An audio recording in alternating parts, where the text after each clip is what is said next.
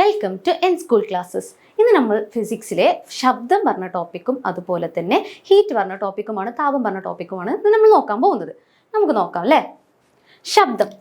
നിങ്ങൾക്ക് എല്ലാവർക്കും പാട്ട് കേൾക്കാൻ ഇഷ്ടമാണോ? അതുപോലെ തന്നെ നമ്മൾ വെള്ളച്ചാട്ടമൊക്കെ എല്ലാ സ്ഥലത്ത് പോകുമ്പോൾ ഒരു നല്ലൊരു സൗണ്ട് കേൾക്കുമ്പോൾ നമുക്ക് നല്ല സുഖമല്ലേ? നമുക്ക് നോക്കാം അല്ലേ, എന്തൊക്കെയാണ് ഈ ശബ്ദം എന്താണ്, എന്തിൻ്റെ ഊർജ്ജമായിരിക്കും? ഒരു ഊർജ്ജമാണെന്ന് അറിയാലോ എല്ലാവർക്കും. നമുക്ക് എന്താ നോക്കാം. ഊർജ്ജത്തിൻ്റെ ഒരു രൂപമാണ് ശബ്ദം. ഓക്കെ, നമ്മൾ അതുപോലെ തന്നെ താപം എന്താണ്? ഊർജ്ജത്തിന്റെ ഒരു രൂപമാണ്.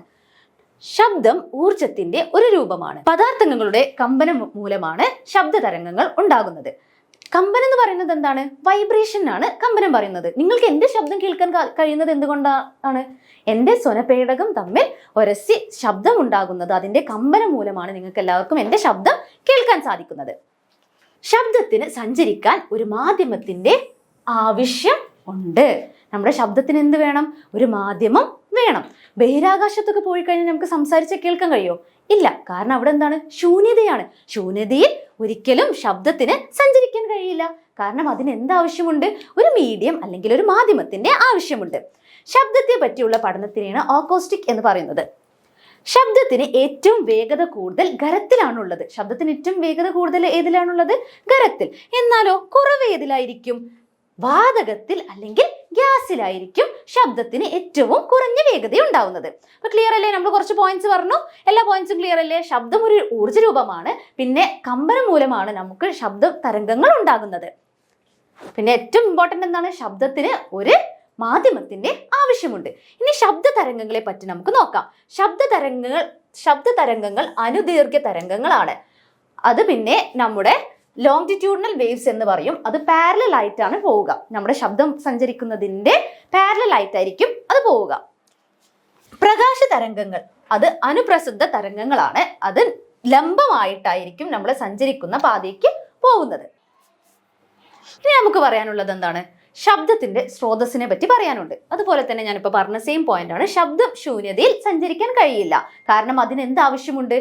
ഒരു മീഡിയത്തിന്റെ ആവശ്യമുണ്ട്, അല്ലെങ്കിൽ ഒരു മാധ്യമത്തിന്റെ ആവശ്യമുണ്ട്. അതുകൊണ്ട് ചന്ദ്രനിൽ നമ്മൾക്ക് കേൾക്കാൻ സാധിക്കില്ല. ചന്ദ്രനിൽ കേൾക്കണമെങ്കിൽ എന്ത് വേണം? ഒരു മീഡിയം യൂസ് ചെയ്താലേ നമുക്ക് കേൾക്കാൻ സാധിക്കുള്ളൂ. ശബ്ദം പുറപ്പെടുവിക്കുന്ന വസ്തുക്കളെയാണ് ശബ്ദ സ്രോതസ്സുകൾ എന്ന് പറയുന്നത്. ശബ്ദം പുറപ്പെടുവിക്കുന്ന വസ്തുക്കളെയാണ് എന്തെന്ന് പറയുന്നത്? ശബ്ദ സ്രോതസ് എന്ന് പറയുന്നത്. നമുക്ക് എന്തൊക്കെയാണെന്ന് നോക്കാം അല്ലെ. കുറച്ച് എക്സാമ്പിൾസ്. ശബ്ദ സ്രോതസ് കമ്പനം ചെയ്ത് ശബ്ദം പുറപ്പെടുവിക്കുന്ന പ്രധാന ഭാഗങ്ങളാണ് നമ്മൾ കൊടുക്കുന്നത്. അപ്പൊ നമ്മളെ സ്വനപേടകം ഞാൻ പറഞ്ഞില്ലേ, ലാരിങ്സ്, ശബ്ദം പുറപ്പെടുവിപ്പിക്കാൻ നമ്മുടെ മനുഷ്യരിൽ സഹായിക്കുന്ന സാധനമാണ്. അതിന്റെ എന്താണ്? സ്വനതന്തുവാണ്. സ്വനതന്തുവാണ് എന്തിനെ സഹായിക്കുന്നത്? നമ്മുടെ കമ്പനം ചെയ്യാൻ നമ്മളെ സഹായിക്കുന്നത്. ഓടക്കുഴലിൽ എന്താണ് സഹായിക്കുന്നത്? വായുയൂപം. അതിൽ നിങ്ങൾ ഹോൾസ് കണ്ടിട്ടില്ലേ? എയർ കോളംസ് അല്ലെങ്കിൽ ഹോൾസ്. അതിനെയാണ് എന്തെന്ന് പറയുന്നത്? വായുയൂപം എന്ന് പറയുന്നത്. അപ്പൊ അതിലൂടെ നമ്മൾ ആ ഹോൾസ് അടച്ചും തുറന്നൊക്കെ ഇങ്ങനെ നമ്മളിങ്ങനെ ശബ്ദം കേൾക്കാറുണ്ട് അല്ലേ? അതിന്റെ യൂസ് ചെയ്യുന്ന ആൾക്കാർക്ക്, മ്യൂസിക്സ് ഒക്കെ പഠിക്കുന്ന ആൾക്കാർക്ക് നല്ലപോലെ യൂസ് ചെയ്യാൻ അറിയായിരിക്കും. എനിക്ക് അത്ര വലിയൊരു ഐഡിയ അല്ല. പക്ഷെ എന്തായാലും ഹോൾസ് ഇങ്ങനെ ക്ലോസ് ചെയ്ത് ഓപ്പൺ ചെയ്തിട്ടാണ് നല്ല ശബ്ദ തരംഗങ്ങൾ അതിൽ നിന്ന് ഉണ്ടാക്കുന്നത്. ഇനി അടുത്തത് നമ്മുടെ ചെണ്ട കണ്ടിട്ടില്ലേ? ചെണ്ട കൊട്ടി നല്ല ഇഷ്ടമാണോ ആ ശബ്ദം? ആ ശബ്ദം എങ്ങനെയാണ് ഉണ്ടാവുന്നതെന്ന് അറിയോ? കമ്പനം മൂലമാണ്. എന്താണ് ആ കമ്പനത്തിന് സഹായിക്കുന്നത്? വലിച്ചു കെട്ടിയ തുകൽ. അതിന്റെ മുകളിൽ വലിച്ചു കെട്ടിയ ഇതില്ലേ, ഡയഫ്രം അല്ലെങ്കിൽ തുകലില്ലേ, വലിച്ചു കെട്ടിയിട്ടില്ലേ? അതിന്റെ മുകളിൽ നമ്മൾ എന്ത് ചെയ്യും? മുകളിൽ എന്ത് ചെയ്യും? അതിന്മേ മരക്കഷ്ണം കൊണ്ടോ നമ്മൾ അടിക്കും. അപ്പോഴല്ലേ നമുക്ക് എന്ത് കിട്ടുന്നത്? ശബ്ദ തരംഗങ്ങൾ കിട്ടുന്നത്. അപ്പൊ കമ്പനം ചെയ്യാൻ എന്താണ് സഹായിക്കുന്നത്? വലിച്ചു കെട്ടിയ തുകലാണ് നമ്മുടെ കമ്പനം ചെയ്യാൻ സഹായിക്കുന്നത് നമ്മളെ ചെണ്ടയിൽ. ഇനി വയലിനിൽ എന്താണ്? കമ്പികളില്ലേ? ആ കമ്പികൾ വലിച്ചു മുറുക്കി കെട്ടി അതിനെ യൂട്ടിലൈസ് ചെയ്തിട്ടാണ്, കമ്പികളെ യൂട്ടിലൈസ് ചെയ്തിട്ടാണ് നമ്മൾ എന്ത് ചെയ്യുന്നത്? നമ്മുടെ വയലിനിലെ ശബ്ദ തരംഗങ്ങൾ ഉണ്ടാക്കുന്നത്. അതെങ്ങനെയാണ് ഉണ്ടാകുന്നത്? ശബ്ദ തരംഗങ്ങൾ ആ കമ്പികളുടെ കമ്പനം മൂലമാണ് നമുക്ക് ഉണ്ടാകുന്നത്. ക്ലിയർ അല്ലേ മക്കളെ? ശബ്ദം ഏറ്റവും വേഗത്തിൽ സഞ്ചരിക്കുന്ന മൂലക മാധ്യമം ഏതാണ്? ഏതാണ് ആ മൂലക മാധ്യമം? ബെരീലിയം. അതിനെങ്ങനെയാണ് നമ്മൾ റെപ്രസെന്റ് ചെയ്യുന്നത്? Be വെച്ചിട്ടാണ് റെപ്രസെന്റ് ചെയ്യുന്നത്. ശബ്ദം ശൂന്യതയിലൂടെ സഞ്ചരിക്കാനാവില്ല. ശൂന്യത എന്ന് പറയുന്നത് എന്താണ്? വാക്വത്തെയാണ് ശൂന്യത എന്ന് പറയുന്നത്. ശബ്ദത്തിന് ഏറ്റവും കൂടുതൽ വേഗതയിൽ സഞ്ചരിക്കാൻ പറ്റുന്ന ലോഹം ഏതാണെന്ന് അറിയാവോ? അതേതാണ്? നമ്മുടെ അലുമിനിയത്തിൽ എത്രയാണ്? 6420 മീറ്റർ പെർ സെക്കൻഡിലാണ്. രണ്ടാമത്തേത് ഏതാണ്? നമ്മുടെ സ്റ്റീൽ 5960 അല്ലെങ്കിൽ 5950 മീറ്റർ പെർ സെക്കൻഡിലാണ് നമ്മുടെ ശബ്ദ തരംഗങ്ങൾ വേഗത്തിൽ സഞ്ചരിക്കുന്ന ലോഹങ്ങൾ രണ്ടെണ്ണം. ഇതാണ്. ഫസ്റ്റ് ഏതാണ്? അലുമിനിയം. രണ്ടാമത്തേത് എന്താണ്? സ്റ്റീലാണ്. ഇനി അടുത്ത് നമുക്ക് കേൾക്കാനുള്ള ഭയങ്കര ഒച്ചത്ത് സംസാരിക്കുന്ന, ഇപ്പൊ നമ്മൾ വീട്ടിൽ നല്ല ബഹളവും കാര്യങ്ങളൊക്കെ ഉണ്ടാകുമ്പോൾ നമ്മൾ അച്ഛനോ അല്ലെങ്കിൽ അമ്മയോ ആരെങ്കിലും ഒക്കെ വരുമ്പോൾ എന്താവും, നമ്മളെക്കാളും വലിയ ശബ്ദം എടുക്കും അല്ലെ?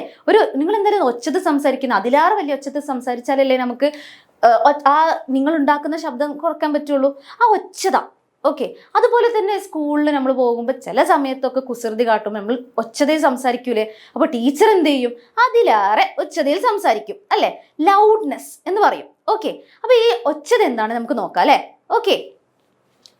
ശബ്ദം ഒരാളിൽ ഉണ്ടാകുന്ന കേൾവി അനുഭവത്തിന്റെ അളവാണ് ഒച്ചത എന്ന് പറയുന്നത്. ഓക്കെ. ഒരാൾക്ക് കേൾക്കാൻ കഴിയുന്ന അനുഭവത്തെയാണ് നമ്മൾ എന്ത് പറയുന്നത്? ശബ്ദത്തിന്റെ അനുഭവത്തെയാണ് നമ്മൾ എന്ത് പറയുന്നത്? ഒച്ചത അല്ലെങ്കിൽ ലൗഡ്നെസ് എന്ന് പറയുന്നത്. ഒച്ചത കമ്പന ആയതിയെയും ചെവിയുടെ ഗ്രാഹ്യതയെയും ആശ്രയിച്ചിരിക്കുന്നു. ഓക്കെ. അപ്പൊ നമ്മുടെ ഒച്ചത എന്ന് പറയുന്നത് എന്താണ്? ആയതിയെയും അതുപോലെ തന്നെ ചെവിയുടെ എന്താണ്? ഗ്രാഹ്യതയെയുമാണ് ഡിപ്പെൻഡ് ചെയ്യുന്നത്. ഒച്ചതയുടെ യൂണിറ്റ് എന്താണ്? ഡെസിബൽ. ഡെസിബൽ എഴുതുമ്പോൾ എങ്ങനെ എഴുതണം? ചെറിയ ഡിയും ക്യാപിറ്റൽ ബിയുമാണ് എഴുതേണ്ടത്. ഡെസിബൽ മീറ്റർ ആണ് ഒച്ചത അളക്കാൻ ഉപയോഗിക്കുന്ന ഉപകരണം. ഡെസിബൽ മീറ്റർ ആണ് എന്ത്? നമ്മുടെ ഒച്ചതയെ അളക്കാൻ ഉപയോഗിക്കുന്ന ഉപകരണം. അതിന്റെ ഡെസിബൽ ആണ് നമ്മുടെ ഒച്ചതയുടെ യൂണിറ്റ് അല്ലെങ്കിൽ ലൗഡ്നെസിന്റെ യൂണിറ്റ് എന്താണ്? ഡെസിബൽ ആണ്. ഈ സ്ലൈഡ് ക്ലിയർ അല്ലേ? നമുക്ക് അടുത്ത സ്ലൈഡിലേക്ക് പോവാം. ഇനി അടുത്ത് നമുക്ക് പറയാനുള്ളത് എന്താണ്? പിച്ച് അല്ലെങ്കിൽ ശ്രുതി. നിങ്ങളൊക്കെ പാട്ടും പരിപാടി റിയാലിറ്റി ഷോസിലൊക്കെ കേട്ടിട്ടുണ്ട്. ശ്രുതി ഒന്ന് റെഡിയാക്കാനുണ്ട്, ആ ശ്രുതി ഒന്ന് റെഡി ആവണം, അങ്ങനെ പറഞ്ഞു കേട്ടിട്ടില്ലേ? അതെന്ന് പറയുന്നത് എന്താണ്? നമ്മുടെ പിച്ചിനെയാണ്, അല്ലെങ്കിൽ ശ്രുതി എന്ന് പറയുന്നത് പിച്ചാണ്. അതെന്താണ് നമുക്ക് നോക്കാം.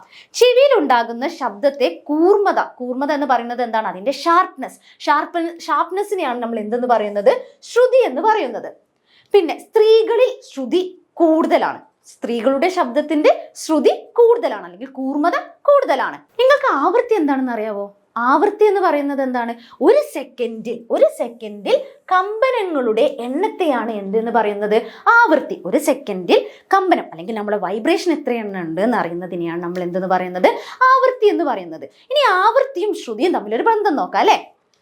ആവൃത്തി കൂടിയാൽ ശ്രുതി കൂടും. നമ്മുടെ ആവൃത്തി കൂടിയാൽ അല്ലെങ്കിൽ നമ്മുടെ ഫ്രീക്വൻസി കൂടിയാൽ എന്ത് സംഭവിക്കും? നമ്മുടെ ശ്രുതി കൂടും. ആവൃത്തി കുറഞ്ഞാലോ നമ്മുടെ ശ്രുതി കുറയുകയും ചെയ്യും. അപ്പൊ അതിനർത്ഥം എന്താണ്? നമ്മുടെ സ്ത്രീകളുടെ ശബ്ദത്തിൽ ആവൃത്തി കൂടുതലാണ്. കാരണം എന്താണ്? അവരുടെ ശ്രുതിയും കൂടുതലാണ്. ഇനി സ്ത്രീകളുടെ ശബ്ദം അതുപോലെ തന്നെ ചീവീടിന്റെ ശബ്ദം രാത്രി സമയങ്ങളിലൊക്കെ നിങ്ങൾ കേട്ടിട്ടില്ലേ? ഭയങ്കര ഒരു കുത്തുന്ന സൗണ്ട്. ചില ആൾക്കാർക്ക് ഇഷ്ടമായിരിക്കും, പക്ഷെ എനിക്ക് അത്ര വലിയൊരു ലൈക്കില്ല. നിങ്ങൾക്ക് എങ്ങനെയാണെന്ന് എനിക്കറിയില്ല. രാത്രി സമയങ്ങളിൽ ചീവീടിന്റെ ശബ്ദം സ്ത്രീകളുടെ ശബ്ദത്തിനും ഉയർന്ന ശ്രുതിയാണുള്ളത്. അതുപോലെ തന്നെ അതിന്റെ ആവൃത്തിയും എന്തായിരിക്കും? ശ്രുതി കൂടുന്നതിനനുസരിച്ച് എന്ത് കൂടും? ആവൃത്തി കൂടും. അപ്പൊ സ്ത്രീകളിൽ ശ്രുതിയും കൂടുതലാണ്, അതുപോലെ തന്നെ ആവൃത്തിയും കൂടുതലാണ്. പുരുഷന്മാരിൽ ശബ്ദത്തിന്റെ ആവൃത്തി കുറവായിരിക്കും. കാരണം എന്താണ്? അതിന്റെ ശ്രുതി കുറവാണ്. പുരുഷന്മാരുടെ ശബ്ദം അതുപോലെ തന്നെ വണ്ടിന്റെ ശബ്ദം എന്നിവയിലൊക്കെ എന്താണ്? താന്ന ശ്രുതിയാണുള്ളത്. താന്ന ശ്രുതി ആവുമ്പോൾ എന്താണ്? അവരുടെ ആവൃത്തിയും കുറഞ്ഞതായിരിക്കും. ഓക്കെ. അപ്പൊ നമ്മൾ ഇതിൽ നിന്ന് എന്താ പഠിച്ചത്? ഒച്ചത എന്താണെന്ന് പഠിച്ചു, അതുപോലെ തന്നെ ശ്രുതി. പിന്നെ നമ്മൾ പറഞ്ഞത് എന്താണ്? ആവൃത്തി എന്താണെന്ന് പറഞ്ഞു. ഒരു സെക്കൻഡിൽ എത്ര കമ്പനം ഉണ്ടാവുന്നതിനെയാണ് ആവൃത്തി എന്ന് പറയുന്നത്. പിന്നെ സ്ത്രീകളുടെ ശബ്ദത്തിനെ പറ്റിയും അതുപോലെ തന്നെ പുരുഷന്മാരുടെ ശബ്ദത്തെയും പറ്റി പറഞ്ഞു. ആവൃത്തി കൂടുതൽ ആർക്കാണുള്ളത്? ശരി, കറക്റ്റ് ഉത്തരം. ആർക്കാണ്? സ്ത്രീകൾക്ക്. കാരണം എന്താണ്? അവരുടെ ശ്രുതി കൂടുതലായത് കൊണ്ടാണ്, കൂർമത കൂടുതലായത് കൊണ്ടാണ്. ഇനി നമുക്ക് ഇതെന്താണ്? സ്വനപേടകമാണല്ലേ ഇത്. ലാരിക്സ് അല്ലെങ്കിൽ സ്വനപേടകം. പുരുഷന്മാരിൽ സ്വനപേടകത്തിന്റെ വലുപ്പം വലുതായിരിക്കും സ്ത്രീകളുടെ കമ്പയർ ചെയ്ത് നോക്കുമ്പോൾ. ഇനി അടുത്തത് നമുക്ക് നോക്കേണ്ടത് എന്താണ്?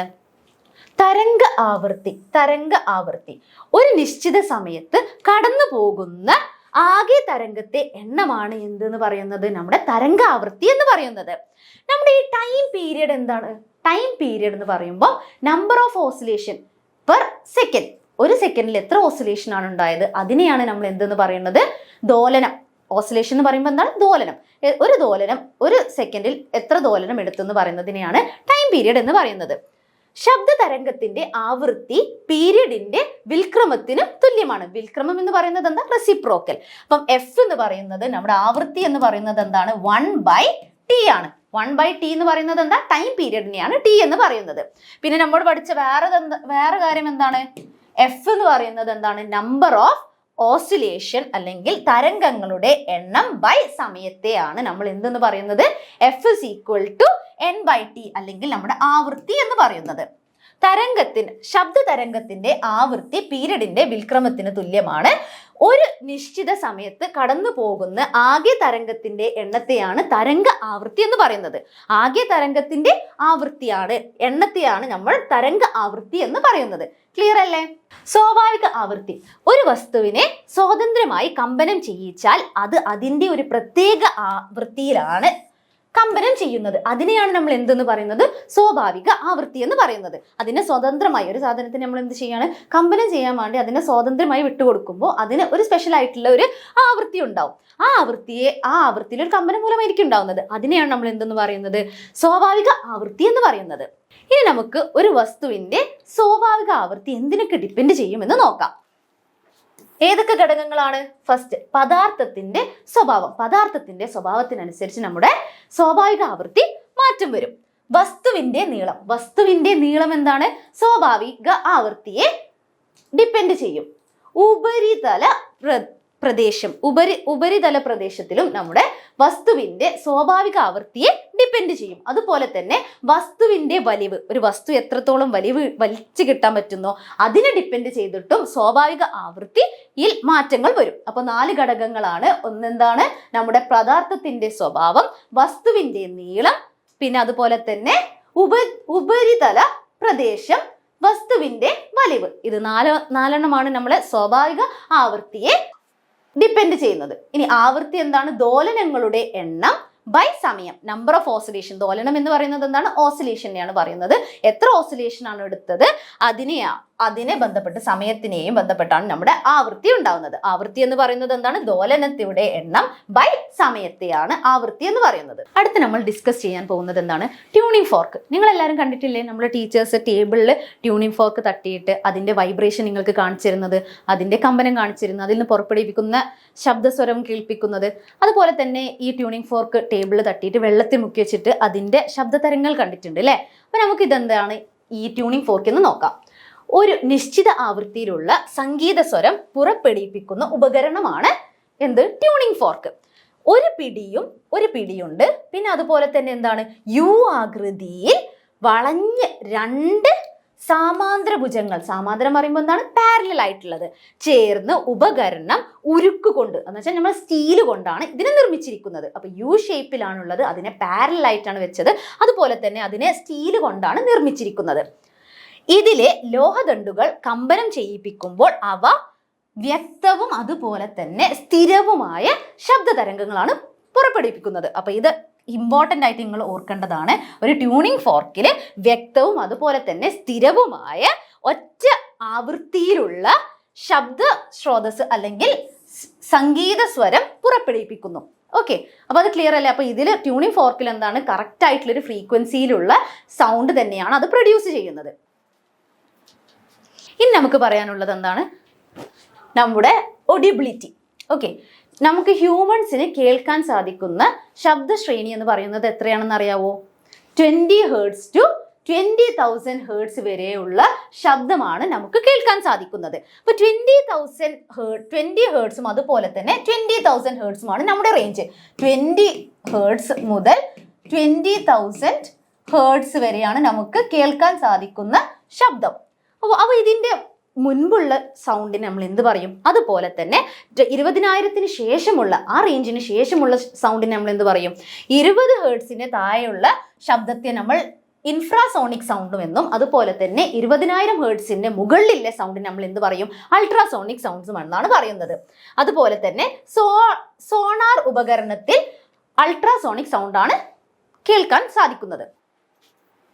ഇനി നമുക്ക് അൾട്രാസോണിക് സൗണ്ട് ആകുമ്പോൾ നമുക്ക് കേൾക്കാൻ സാധിക്കില്ല. അതിന്റെ ഫ്രീക്വൻസി എത്രയാണെന്നുള്ളത് അളക്കാനാണ് സാധിക്കുന്നത്.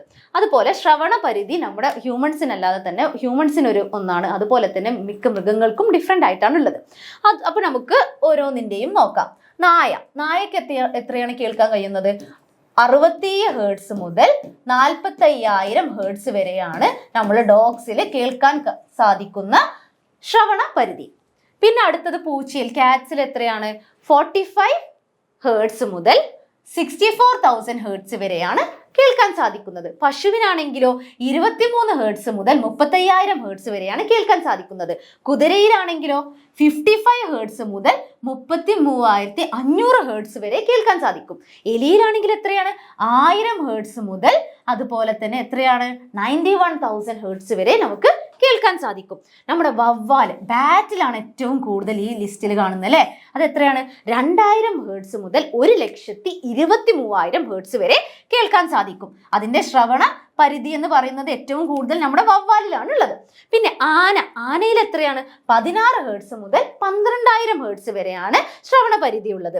അതുപോലെ തന്നെ നമ്മളെല്ലാവരും അക്വേറിയത്തിൽ കണ്ടിട്ടില്ലേ നമ്മൾ ഗോൾഡൻ ഫിഷിൽ എത്രയാണ്? 20 ഹേർട്സ് മുതൽ 3,000 ഹേർട്സ് വരെയാണ് കേൾക്കാൻ സാധിക്കുന്നത്. കോഴിയിലാണെങ്കിൽ എത്രയാണ്? 125 ഹേർട്സ് മുതൽ 2,000 ഹേർട്സ് വരെയാണ് സാധിക്കുന്നത്. അപ്പൊ നമ്മൾ സംസാരിക്കുന്നതും പല റേഞ്ചിലായിട്ടാണ് സംസാരിക്കുന്നത്. അപ്പൊ നമ്മളൊരു എക്സാം ഹാളിലൊക്കെ സംസാരിക്കുകയാണെങ്കിൽ, നിങ്ങൾ സംസാരിക്കില്ല എന്ന് എനിക്കറിയാം, അത് പതിയല്ലേ സംസാരിക്കാത്ത മക്കളാണെന്ന് എനിക്കറിയാം. അതുപോലെ തന്നെ നമ്മുടെ ഒന്ന് സ്കൂളിൽ ടീച്ചർ ക്ലാസ് എടുക്കുമ്പോൾ ആ ശബ്ദത്തിന്റെ ഹേർട്സും മാറും. അപ്പൊ അതിനനുസരിച്ച് നമുക്ക് കേൾക്കാൻ ശ്രവണ പരിധി ഉണ്ട്. ഓക്കെ, ഇനി അടുത്ത് നമുക്ക് നോക്കാനുള്ളത് എന്താണ്? ശബ്ദം ഏതെങ്കിലും പ്രതലത്തിൽ തട്ടിത്തിരിച്ചു വരുന്നതിനെ ശബ്ദ പ്രതിപതനം എന്ന് പറയുന്നു. റിഫ്ലക്ഷൻ അറിയില്ലേ? അതുപോലെ തന്നെ നമ്മുടെ ശബ്ദത്തിനും റിഫ്ലക്ഷൻ ഉണ്ട്.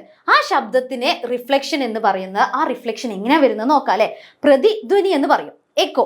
നമ്മൾക്കൊക്കെ പണ്ട് കാലങ്ങളിലൊക്കെ ഈ റിവറിന്റെ ഈ സൈഡിൽ നിന്ന് അപ്പുറത്തെ സൈഡിലേക്ക് നമ്മൾ തോണിക്കാരനെ വിളിക്കും. അതെങ്ങനെയാണ് നമ്മൾ വിളിക്കുന്നത്? ഇവിടെ നിന്ന് കൂവും. അപ്പൊ ആ കൂവുമ്പോൾ അപ്പുറത്തെ സൈഡ് പോയിട്ട് ആ പ്രതലത്തിൽ തട്ടിയിട്ട് ഇങ്ങോട്ട് തിരിച്ചു വരും അല്ലെ. അപ്പൊ നമുക്ക് നമ്മളെ കൂവൽ തന്നെ തിരിച്ചിങ്ങോട്ട് കേൾക്കാൻ സാധിക്കും. അതിനെയാണ് എന്തെന്ന് പറയുന്നത്? പ്രതിധ്വനി എന്ന് പറയുന്നത്, അല്ലെങ്കിൽ എക്കോ. ഓക്കെ, പ്രതിധ്വനി അല്ലെങ്കിൽ എക്കോ എന്ന് പറയുന്നത്. അപ്പൊ എക്കോ ഉണ്ടാവണമെങ്കിൽ മിനിമം ചുരുങ്ങിയത് എത്ര മീറ്റർ ഡിഫറൻസ് വേണം? 17 മീറ്റർ ഡിഫറൻസ് വേണം. അതുപോലെ തന്നെ നമ്മുടെ ഈ സിനിമ തിയേറ്റേഴ്സ്, അതുപോലെ തന്നെ ഓഡിറ്റോറിയം, അവിടെയൊക്കെ അക്കോസ്റ്റിക് ബിൽഡിങ്സ് അവർ സെറ്റ് ചെയ്തിട്ടാണ് അത് ഉണ്ടാക്കുന്നത്. കാരണം എന്താ വെച്ച് കഴിഞ്ഞാൽ 17 മീറ്ററിന്റെ കൂടുതലായി കഴിഞ്ഞാൽ നമുക്ക് പ്രതിധ്വനി ഉണ്ടാവും. അപ്പൊ പ്രതിധ്വനി ഇല്ലാതെ തന്നെ ഒറ്റ കേൾവി മാത്രം നമുക്ക് ആവശ്യമുള്ളൂ. സിനിമ തിയേറ്ററിലാണെങ്കിലും സൗണ്ട് പിന്നെ എക്കോ അടിക്കുമ്പോൾ നമുക്ക് ക്ലിയർ ആയിട്ട് എന്തെങ്കിലും കേൾക്കാൻ സാധിക്കും? പറ്റില്ല. അതുപോലെ തന്നെയാണ് നമ്മുടെ ഓഡിറ്റോറിയത്തിലാണെങ്കിലും, മാരേജ് ഓഡിറ്റോറിയത്തിലൊക്കെ ആണെങ്കിലും, അപ്പൊ അവരെന്ത് ചെയ്യും? ഹോൾസ് ഉണ്ടാക്കും അതിന്.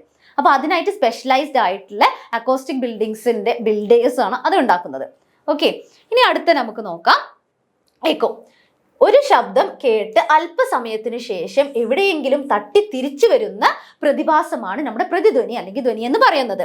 അന്തരീക്ഷ വായുവിൽ ഉണ്ടാവുന്ന ശബ്ദത്തിന്റെ വേഗത, അന്തരീക്ഷ വായുവിൽ എത്രയാണ് നമ്മുടെ ശബ്ദത്തിന്റെ വേഗത? 340 മീറ്റർ പെർ സെക്കൻഡ് ആണ്. പിന്നെ ഊഷ്മാവ് അല്ലെങ്കിൽ ടെമ്പറേച്ചർ കൂടുമ്പോൾ ശബ്ദത്തിന്റെ വേഗതയും കൂടും. നമ്മുടെ ഊഷ്മാവ് അല്ലെങ്കിൽ ടെമ്പറേച്ചർ കൂടുമ്പോൾ എന്ത് സംഭവിക്കും? നമ്മുടെ ശബ്ദത്തിന്റെ വേഗതയും കൂടും. പിന്നെ നമ്മുടെ ഊഷ്മാവ് കൂടുന്നതിനനുസരിച്ച് എന്താ മക്കളെ കൂടുന്നത്? അതിന്റെ ടെമ്പറേച്ചർ കൂടിക്കഴിഞ്ഞാൽ നമ്മുടെ ശബ്ദത്തിന്റെ വേഗതയും കൂടും. ക്ലിയർ അല്ലേ? നമുക്ക് ഇനി നോക്കാനുള്ളത് എന്താണ്? പെൻഡുലമാണ്. പെൻഡുലത്തില് എന്താണ് ഉണ്ടാവുന്നതെന്ന് അറിയാം? ദോലനമാണ് ഉണ്ടാവുന്നത്. ദോലനം എന്ന് പറയുന്നത് എന്താണ്? ഓസിലേഷൻ. ഈ ഓസിലേഷൻ പറയുമ്പോൾ എന്താണ്? നമ്മൾ ഊഞ്ഞാലൊക്കെ ആടുന്നില്ലേ? ഊഞ്ഞാലാടുമ്പോൾ നമ്മൾ സ്റ്റാർട്ട് ചെയ്ത പോയിന്റിൽ നിന്നിട്ട് ഇങ്ങനെ പോവും, പിന്നെ അതിലേക്ക് ഇങ്ങനെ കുറച്ച് മുകളിലോട്ട് പോവും, പിന്നെ തിരിച്ച് നമ്മൾ സ്റ്റാർട്ട് ചെയ്ത പോയിന്റിലേക്ക് തന്നെ വരും. അത് തന്നെയാണ് ഈ ദോലനം എന്ന് പറയുന്നത്. അപ്പൊ നമ്മൾ എന്ത് ചെയ്യണം? പെൻഡുലം ഉണ്ടാക്കാൻ എന്ത് ചെയ്യണം? ഒരു ത്രെഡിലേക്ക് ഒരു മാസീവ് ബോഡി അതിലേക്ക് അറ്റാച്ച് ചെയ്യാം. അറ്റാച്ച് ചെയ്യുമ്പോൾ നമ്മൾ എന്ത് ചെയ്യും? അതിന് ചെറുതായിട്ടൊരു ഫോഴ്സ് കൊടുക്കുമ്പോൾ അത് എന്ത് ചെയ്യും? ഓസിലേറ്റ് ചെയ്യും. ഒരു ദോലനം ഉണ്ടാകും. ഓസിലേറ്റ് ചെയ്യുന്നതെന്ന് പറയുമ്പോൾ എന്താണ്? ദോലനം ഉണ്ടാക്കുന്നു. അപ്പൊ ഒരു പ്ലേസിൽ നിന്ന് സ്റ്റാർട്ട് ചെയ്ത് കഴിഞ്ഞാൽ ആ പ്ലേസിലേക്ക് തന്നെ വന്ന് എൻഡ് ചെയ്യും. അതിനെയാണ് ഒരു ദോലനം എന്ന് പറയുന്നത്. അപ്പൊ നമ്മുടെ പെൻഡുലത്തില് ഇവിടുന്ന് സ്റ്റാർട്ട് ചെയ്ത് കഴിഞ്ഞ് ഒരു പോയിന്റിലേക്ക് പോയി, പിന്നെ അതുപോലെ തന്നെ തിരിച്ചു വരും. ഈ പോയിന്റിലേക്ക് നമ്മൾ സ്റ്റാർട്ട് ചെയ്ത പോയിന്റിലേക്ക് തന്നെ തിരിച്ചു വരും. അപ്പൊ ഇത് എന്തിനെയാണ്? ഈ ദോലനം എന്തിനെ ഡിപ്പെൻഡ് ചെയ്യുമെന്ന് അറിയോ? നമ്മുടെ ഈ ത്രെഡിന്റെ നീളത്തെ അത് ഡിപ്പെൻഡ് ചെയ്യും. ത്രെഡിന്റെ നീളം കുറയുന്നതിനനുസരിച്ച് നമ്മുടെ ദോലനത്തിന്റെ സ്പീഡും കൂടും, ദോലനത്തിന്റെ എണ്ണം കൂടും. ഓക്കെ, അപ്പൊ ത്രെഡ് നീളം കൂടുകയാണെങ്കിൽ അത് കൂടുതൽ നേരം ഓസിലേറ്റ് ചെയ്യാൻ ടൈം എടുക്കില്ലേ, അപ്പം ദോലനത്തിന്റെ എണ്ണവും കുറയില്ലേ. അപ്പൊ നമ്മുടെ ത്രെഡിന്റെ വലുപ്പത്തിനനുസരിച്ച് നമ്മുടെ ടൈം പീരിയഡ് അതുപോലെ തന്നെ നമ്മുടെ ടൈം പീരിയഡും അതുപോലെ തന്നെ ഓസിലേഷന്റെ എണ്ണവും മാറ്റം സംഭവിക്കും. നമുക്കിനി ടൈം പീരിയഡിന്റെ ഫോർമുല എന്താണെന്ന് നോക്കാം. T =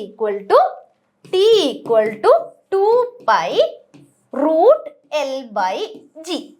ഇവിടെ പറയുന്ന എല്ലാ യൂണിറ്റ്സും ഇവിടെ അല്ലേ ഈ നമ്പേഴ്സ്. 2 എന്താണ്? ഒരു കോൺസ്റ്റന്റ് ആണ്. പൈ എന്താണ്? ഒരു കോൺസ്റ്റന്റ് വാല്യൂലെ 22/7 അല്ലെങ്കിൽ 3.14 ആണ് എടുക്കുന്നത്. അതുപോലെ തന്നെ G എന്ന് പറയുന്നത് എന്താണ്? നമ്മുടെ ഗുരുത്വാകർഷ ത്വരണത്തെയാണ് നമ്മൾ G എന്ന് പറയുന്നത്. അതെന്താണ്? 9.8 m/s² ആണ്. അപ്പൊ ഇതിലാകെ ഡിപ്പെൻഡ് ചെയ്യുന്നത് T ആരെ മാത്രമാണ് ഡിപ്പെൻഡ് ചെയ്യുക? നമ്മുടെ ലെങ്തിനെ മാത്രമാണ് ഡിപ്പെൻഡ് ചെയ്യുന്നത്. T is directly proportional to √L. അപ്പൊ നമ്മുടെ പ്രൊപ്പോർഷണൽ Tൻ്റെതും അതുപോലെ തന്നെ നമ്മുടെ Lനെയാണ് നമ്മുടെ ടൈം പീരിയഡ് ഡിപ്പെൻഡ് ചെയ്യുന്നത്, ആശ്രയിക്കുന്നത്. 120 ഡെസിബലിനേക്കാൾ കൂടുതലായി കഴിഞ്ഞ് എന്ത് സംഭവിക്കും? നമ്മുടെ ചെവിക്ക് വേദന അനുഭവപ്പെടും. ശബ്ദങ്ങൾ 120 ഡെസിബലിന് കൂടുതൽ ശബ്ദം നമുക്ക് ചെവിയിൽ എന്താണ്? വേദനയുണ്ടാക്കും. ആ വേദനയുണ്ടാക്കുന്നതിനെയാണ് നമ്മൾ നോയ്സ് പൊല്യൂഷൻ അല്ലെങ്കിൽ ശബ്ദ മലിനീകരണം എന്ന് പറയുന്നത്. ഈ ശബ്ദ മലിനീകരണം പല രീതിയിലാകാം. നമ്മുടെ ലൗഡ് സ്പീക്കേഴ്സ്, അതുപോലെ തന്നെ നമ്മുടെ ട്രെയിനിന്റെ ശബ്ദം, ഫ്ലൈറ്റിന്റെ ശബ്ദം, അതുപോലെ തന്നെ കാറിന്റെ ഓണടി, അതൊക്കെ നമുക്ക് ഭയങ്കരമായിട്ട് ഇറിറ്റേഷന് ഉണ്ടാക്കും. അതിനെയാണ് നമ്മൾ എന്തെന്ന് പറയുന്നത്? ശബ്ദ മലിനീകരണം എന്ന് പറയുന്നത്. ഇനി നമുക്ക് ഒരു ചോദ്യം നോക്കാം അല്ലെ. ദിശ നിർണയിക്കാൻ ശബ്ദത്തിന്റെ പ്രതിധ്വനി ഉപയോഗിച്ച് ഇര തേടുന്ന ജീവി ഏതാണ്? അപ്പൊ നമ്മൾ ആദ്യം പറഞ്ഞിരുന്നു നമ്മുടെ വവ്വാലിലാണ് ഏറ്റവും കൂടുതൽ ശ്രവണ പരിധി ഉള്ളത്. അതിനാലാണ് നമ്മുടെ വവ്വാലിന് ഇരകളെ പിടിക്കാൻ സുഖമായിട്ട് സാധിക്കുന്നത്. ഇനി നമുക്ക് നോക്കാം, ഒരു ഇമ്പോർട്ടൻ്റ് ആയിട്ടുള്ള ടോപ്പിക്കാണ് മർദ്ദം. ഓക്കെ, നമുക്ക് മർദ്ദത്തിലേക്ക് ഒന്ന് നോക്കാം. Pressure is equal to force by area. ഒരു യൂണിറ്റ് വിസ്തീർണത്തിൽ ഒരു വസ്തുവിന്റെ ഉപരിതലത്തിലുള്ള ലംബമായി പ്രയോഗിക്കുന്ന ബലമാണ് മർദ്ദം എന്ന് പറയുന്നത്. നമ്മുടെ മർദ്ദം എന്ന് പറയുന്നത് എന്താണ്? P = F/A. F എന്ന് പറയുന്നത് എന്താണ്? നമ്മുടെ ബലമാണ്. അതുപോലെ തന്നെ A എന്ന് പറയുന്നത് എന്താണ്? പ്രതല വിസ്തീർണത്തെയാണ് നമ്മൾ A എന്ന് പറയുന്നത്. ക്ലിയർ അല്ലേ? ഇപ്പൊ ഫോഴ്സ് ബൈ ഏരിയ അല്ലെങ്കിൽ ബലം ബൈ നമ്മുടെ പ്രതല വിസ്തീർണത്തെയാണ് നമ്മൾ എന്ത് പറയുന്നത്? മർദ്ദം എന്ന് പറയുന്നത്. യൂണിറ്റ് ഏരിയയിലെ ബലത്തെ മർദ്ദം എന്ന് വിളിക്കുന്നു. അതുപോലെ തന്നെ നമുക്ക് അതിൽ പറയാനുള്ള P = F/A ആണ്. അപ്പൊ നമ്മുടെ ഏരിയ കുറഞ്ഞു കഴിഞ്ഞാൽ അല്ലെങ്കിൽ ഏരിയ കൂടിക്കഴിഞ്ഞാൽ നമ്മുടെ പ്രഷർ എന്ന് സംഭവിക്കും. ഏരിയ കൂടിയാൽ പ്രഷർ കുറയും. പ്രഷർ കൂട്ടണമെങ്കിൽ നമ്മൾ എന്ത് ചെയ്യണം? ഏരിയ കുറക്കണം. ഓക്കെ, നമ്മുടെ നൈഫിലൊക്കെ നമ്മുടെ കത്തിയിലൊക്കെ അങ്ങനെയാണ് ചെയ്യുന്നത്. നമ്മുടെ പിൻ പോയിന്റിലേക്ക് എന്താണ് സംഭവിക്കുന്നത്? ഏരിയ കുറവല്ലേ, അപ്പൊ അവിടെ എന്താകും? പ്രഷർ കൂടും. ഓക്കെ, കാരണം അവരെന്താ? ഇൻവേഴ്സ്ലി പ്രൊപ്പോർഷണൽ ആയതുകൊണ്ടാണ്. ഉപരിതല വിസ്തീർണം കുറവാണെങ്കിൽ മർദ്ദം കൂടുതലാണ്. നമുക്ക് ചുറ്റും വായു ചൊലുത്തുന്ന മർദ്ദത്തെ അന്തരീക്ഷ മർദ്ദം എന്നാണ് വിളിക്കുന്നത്. നമുക്ക് ചുറ്റും വായു ഒരു മർദ്ദം ചൊലിക്കുന്നുണ്ട്, അതിനെയാണ് നമ്മൾ എന്തെന്ന് പറയുന്നത്? അന്തരീക്ഷ മർദ്ദം എന്ന് പറയുന്നത്. അന്തരീക്ഷ മർദ്ദം എപ്പോഴും കൂടിയ സ്ഥലത്ത് നിന്ന് കുറഞ്ഞ സ്ഥലത്തിലേക്കാണ് വായു സഞ്ചരിക്കുക. ദ്രാവകങ്ങളും വാതകങ്ങളിലും അതുപോലെ തന്നെ അവരെടുക്കുന്ന കണ്ടെയ്നേഴ്സിൽ അവരൊരു മർദ്ദം ചൊലിക്കുന്നുണ്ട്. ഓക്കെ, ഇനി നമുക്ക് അന്തരീക്ഷ മർദ്ദത്തിന്റെ അടിസ്ഥാനത്തിൽ പ്രവർത്തിക്കുന്ന ഉപകരണങ്ങൾ നോക്കാം. ഒന്ന് സിഫോൺ. ഒരു ലിക്വിഡിനെ ഒരു കണ്ടെയ്നറിൽ നിന്ന് വേറെ കണ്ടെയ്നറിലേക്ക് മാറ്റാൻ വേണ്ടിയിട്ട് നമ്മൾ യൂസ് ചെയ്യുന്നതാണ് സിഫോൺ. പിന്നെ അതുപോലെ തന്നെ സിറിഞ്ചിൽ നമ്മുടെ അന്തരീക്ഷ മർദ്ദം ഉപയോഗിക്കുന്നുണ്ട്. അതുപോലെ തന്നെ നമ്മുടെ നമ്മൾ സ്ട്രോ യൂസ് ചെയ്ത് ജ്യൂസ് കുടിക്കില്ല, ഇങ്ങനെ വലിക്കുമ്പോൾ എന്ത് സംഭവിക്കും? കുറഞ്ഞ മർദ്ദത്തിലേക്ക് കൂടിയ മർദ്ദത്തിൽ നിന്ന് വായു വരും. അതുകൊണ്ടാണ് നമുക്ക് ജ്യൂസ് മുകളിലേക്ക് വരുന്നത്. അതുപോലെ തന്നെ ഡ്രോപ്പർ. കുട്ടികൾക്കൊക്കെ മരുന്ന് കൊടുക്കുമ്പോൾ, കുഞ്ഞു മക്കൾക്കൊക്കെ മരുന്ന് കൊടുക്കുമ്പോൾ എന്ത് ചെയ്യും? ഡ്രോപ്പർ ഇല്ലേ, അതിൻ്റെ നോസിൽ അല്ലെങ്കിൽ ബൾബ് നമ്മൾ എന്ത് ചെയ്യും? സ്ക്വീസ് ചെയ്യുമ്പോൾ എന്ത് സംഭവിക്കും? അവിടുത്തെ എയർ ഒക്കെ മാക്സിമം പോകും. അപ്പോൾ അവിടെ ലോ പ്രഷർ ആയിരിക്കും ഉണ്ടാവുക. അപ്പോൾ ഹൈ പ്രഷറിൽ നിന്ന് നമ്മുടെ ആ പ്രസ് ചെയ്തിട്ട് നമ്മൾ എന്ത് ചെയ്യും? നമ്മുടെ ആ മരുന്നും കുപ്പിയിൽ വെക്കും. അപ്പോൾ എന്ത് ചെയ്യും? ഹൈ പ്രഷറിൽ നിന്ന് ലോ പ്രഷറിലേക്കാണ് നമ്മുടെ വായു സഞ്ചരിക്കുക. അതുകൊണ്ടാണ് നമ്മുടെ മരുന്ന് അതിലേക്ക് ഫില്ലാവുന്നത്. അന്തരീക്ഷ മർദ്ദം അളക്കുന്നതിന് ഉപയോഗിക്കുന്ന ഉപകരണമാണ് ബാരോമീറ്റർ. ബാരോമീറ്റർ കണ്ടുപിടിച്ചത് ആരാണ്? ടോർസിലിയാണ് കണ്ടുപിടിച്ചത്.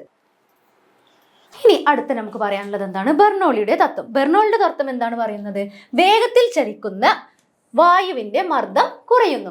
വേഗത്തിൽ ചലിക്കുന്ന വായുവിന്റെ മർദ്ദം കുറയുന്നു. അത് നമ്മൾ എവിടെ യൂസ് ചെയ്യുന്നതെന്ന് അറിയാം? നമ്മൾ ഫ്ലൈറ്റ്സിലൊക്കെ യൂസ് ചെയ്യുന്നുണ്ട്. നമ്മൾ റൺവേയിൽ ഫ്ലൈറ്റ് കുറേ നേരം എന്ത് ചെയ്യും? നല്ല സ്പീഡിലോടും. സ്പീഡിൽ അത് ട്രാവൽ ചെയ്യുന്നത് കൊണ്ട് എന്ത് സംഭവിക്കും? അവിടുത്തെ മർദ്ദം കുറയും. അപ്പം കൂടിയ മർദ്ദത്തിൽ നിന്ന് കുറഞ്ഞ മർദ്ദത്തിലേക്കല്ലേ വായു സഞ്ചരിക്കുക. അത് കാരണത്താലാണ് ഫ്ലൈറ്റിന്റെ ടേക്ക് ഓഫിന് നമ്മൾ ബെർണോളി പ്രിൻസിപ്പിൾ യൂസ് ചെയ്യുന്നുണ്ട്.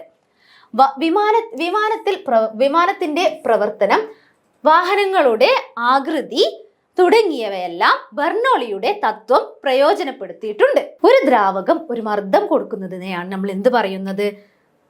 ദ്രാവക മർദ്ദം എന്ന് പറയുന്നത്.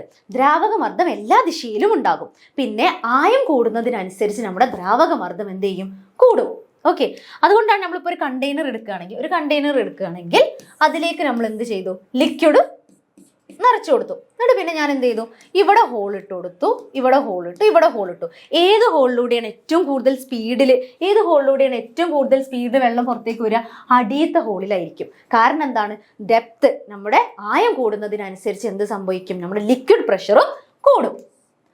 ഇവിടെ കുറഞ്ഞ സ്പീഡിലായിരിക്കും ഉണ്ടാവുക, ഇവിടെ അതിലേറെ കുറഞ്ഞ സ്പീഡിലായിരിക്കും ഉണ്ടാവുക. ദ്രാവകങ്ങൾ, നീരാവി, ഖരവസ്തുക്കൾ, വാതകങ്ങൾ എന്നിവയെല്ലാമാണ് നമ്മുടെ മർദ്ദങ്ങൾ അളക്കാൻ ഉപയോഗിക്കുന്ന വസ്തുവാണ് പ്രഷർ ഗേജ് എന്ന് പറയുന്നത്. നമ്മുടെ ദ്രാവകം, അതുപോലെ തന്നെ നീരാവി, ഖരവസ്തുക്കൾ, അതിൻ്റെ ഒക്കെ മർദ്ദം അളക്കുന്നതിനെയാണ് ഒരു ഉപകരണം ഉപയോഗിക്കുന്നുണ്ട്. ആ ഉപകരണത്തിന് നമ്മൾ എന്താണ് പറയുന്നത്? പ്രഷർ ഗേജ് എന്നാണ് പറയുന്നത്. ഇനി നമുക്ക് പറയാനുള്ളത് എന്താണ്? നമ്മൾ വെള്ളത്തിൽ മണ്ണെണ്ണ മിക്സ് ചെയ്ത് കഴിഞ്ഞാൽ എന്താ സംഭവിക്കുക? മണ്ണെണ്ണ മുകളിലേക്ക് വരും. അത് എന്തുകൊണ്ടാണ്?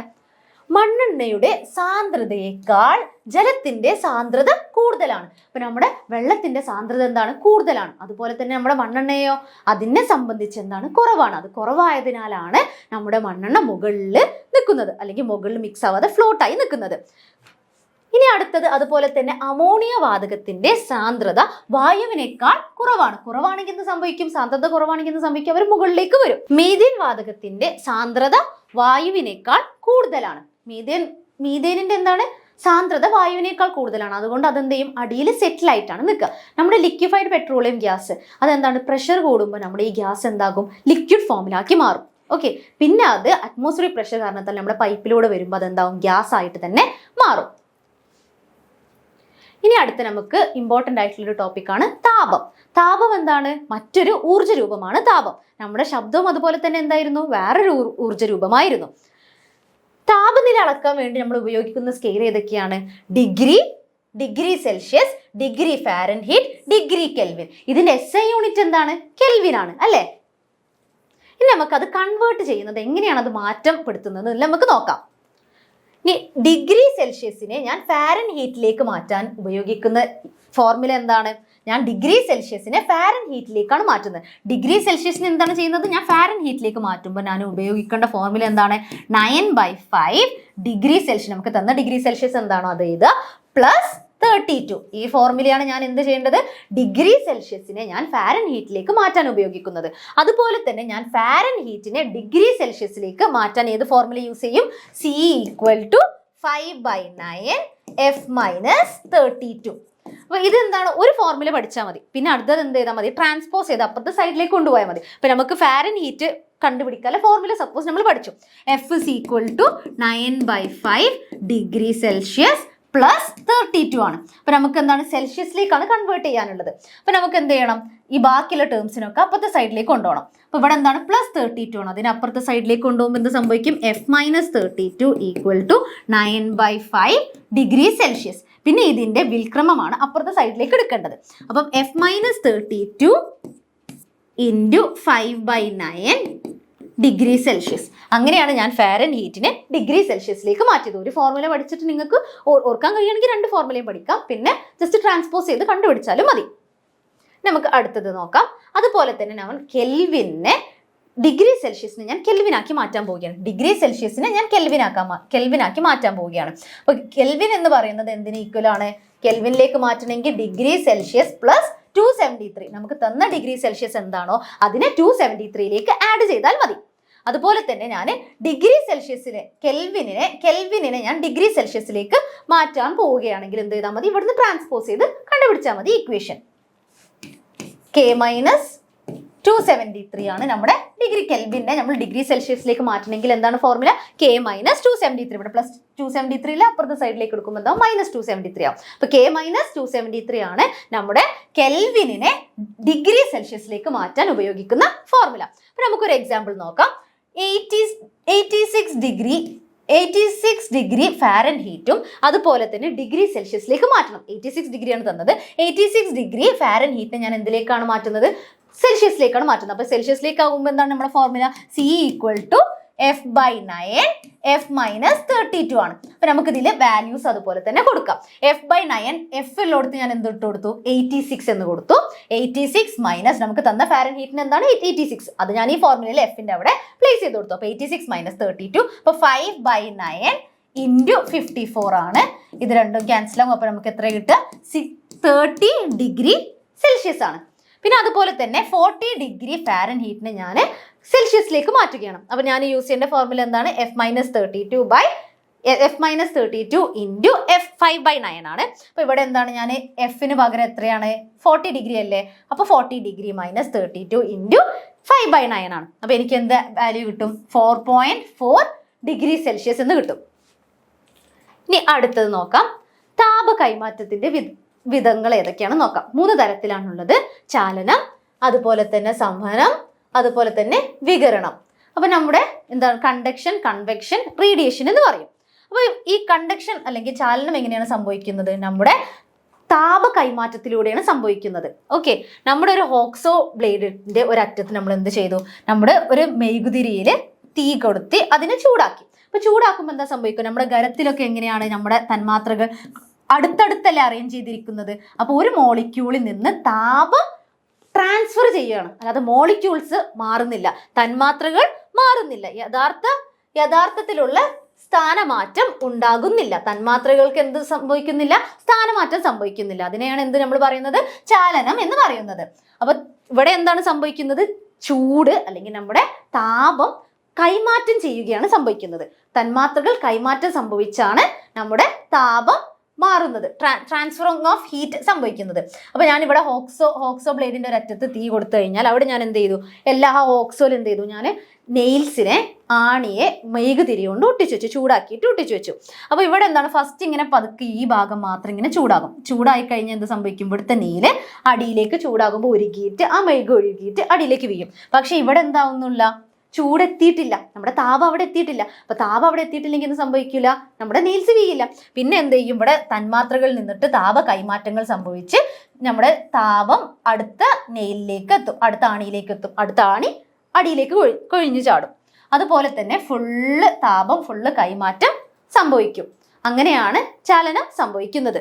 ചാലനത്തിന്റെ പ്രക്രിയ അങ്ങനെയാണ്. ഇനി അടുത്തത് എന്താണ്? സംവഹനം. സംവഹനം എന്ന് പറയുന്നത് എന്താണ്?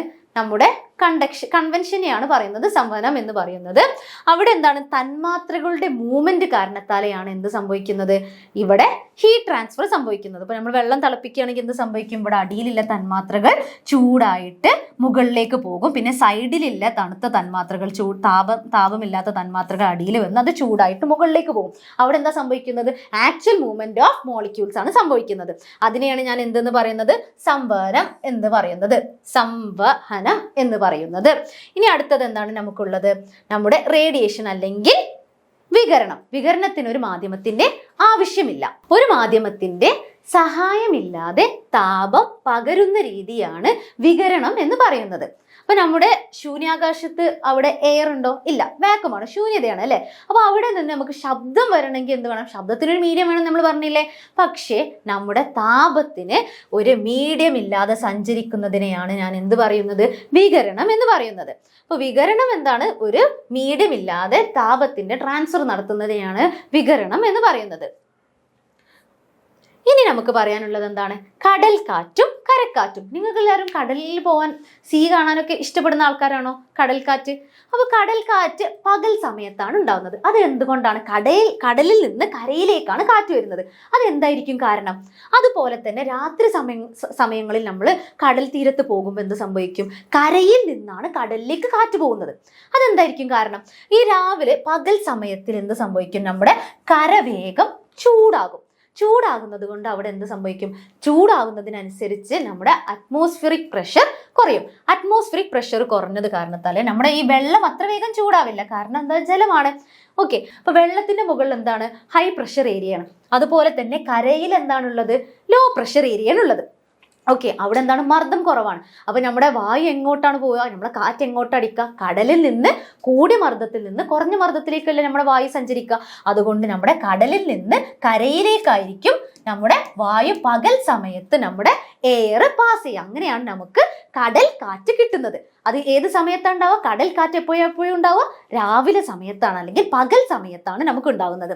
അതുപോലെ തന്നെ കരക്കാറ്റ് അത്രയും നേരത്ത് രാവിലെ മുതൽ വൈകുന്നേരം വരെയല്ലേ ചൂട് മൊത്തം കാരണത്താൽ, ചൂട് കൊള്ളുന്നതിനെ കാരണത്താൽ നമുക്ക് എന്ത് സംഭവിക്കും? നമ്മളെ കടലിന്റെ മുകളിൽ താപനില കൂടും. താപനില കൂടുമ്പോൾ അവിടെ എന്താ സംഭവിക്കുക? അവിടെ ടെമ്പറേച്ചർ, നമ്മുടെ അറ്റ്മോസ്ഫിയറിക് പ്രഷർ കുറയും. ഓക്കെ, താപനില കൂടുന്നതിനനുസരിച്ച് എന്ത് സംഭവിക്കും? നമ്മുടെ അറ്റ്മോസ്ഫിയറിക് പ്രഷർ കുറയും. അറ്റ്മോസ്ഫിയറിക് പ്രഷർ കുറഞ്ഞു കഴിഞ്ഞാൽ അവിടെ എന്താണ്? നമ്മുടെ കരയിലാണെങ്കിലോ കൂടുതൽ അറ്റ്മോസ്ഫിയറിക് പ്രഷർ ആയിരിക്കും ഉണ്ടാവുക. കൂടുതൽ അറ്റ്മോസ്ഫിയറിക് പ്രഷറിലോട്ട് കുറഞ്ഞ അറ്റ്മോസ്ഫിയർ പ്രഷറിലേക്ക് നമ്മുടെ കാറ്റ് പോകും. അങ്ങനെയാണ് നമുക്ക് എന്ത് കിട്ടുന്നത്? കരക്കാറ്റ്. കരയിൽ നിന്ന് കടലിലേക്കാണ് രാത്രി സമയത്ത് കാറ്റ് പോകുന്നത്. അപ്പൊ ഞാൻ ഈ വീഡിയോയിലൊക്കെ ഡിസ്കഷൻ ചെയ്തിട്ടുണ്ട്. അതൊക്കെ നിങ്ങൾക്ക് വേണ്ട ഒരു കൺസെപ്ച്വൽ ബേസ്ഡ് ആയിട്ടുള്ള ഡിസ്കഷൻ ആണ്. അപ്പൊ നിങ്ങൾ ഇതിലെ പ്രോബ്ലംസ് ഒക്കെ നല്ലപോലെ വർക്ക്ഔട്ട് ചെയ്യണം. Okay, thank you.